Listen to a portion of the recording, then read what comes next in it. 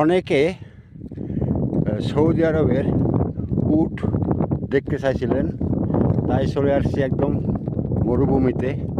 কারণ মরুভূমি ছাড়া কিন্তু উট দেখা যায় না।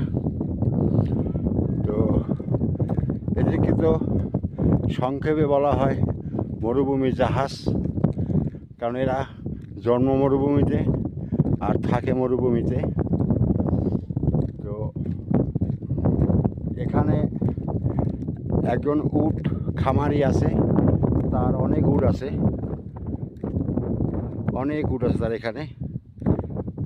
ওই পিছনে আরও আছে।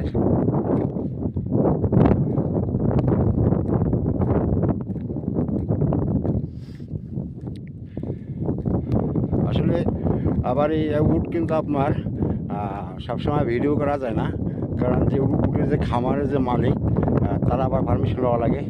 আর দেখেন এই মরুভূমিতে কতগুলো ফল আছে, এগুলো কী ফল আমি জানি না, এত পরিমাণ হয়।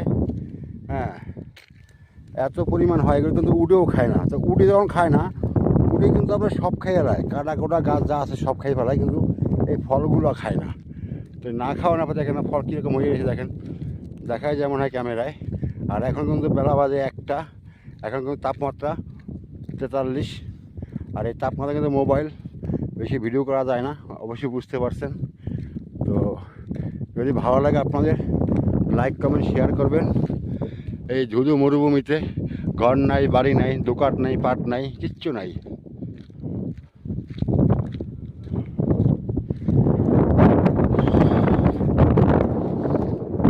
এখন উটগুলো সম্পূর্ণ আপনার এখানে থাকবে।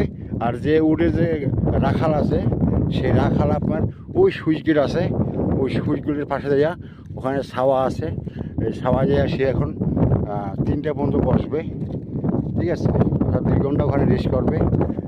আর সে কিন্তু তার যে থাকার জায়গা ওই সাইডে যে ক্যামেরা দেখা যায় কিনা, ওখানে তার থাকার জায়গা, কিন্তু ওখানে যেতে পারবে না, কারণ সে সকালবেলা উট নিয়ে বের হবে আর 5টা বাজে ওই ঘরে ঢুকবে। আর সারাদিন এই থাকতে হবে মরুভূমিতে। এর হলো উটের রাখাল এবং গরু যে ছাগলের রাখাল আছে, তাদের এই এতটা কষ্ট এই গরমে করতে হয়।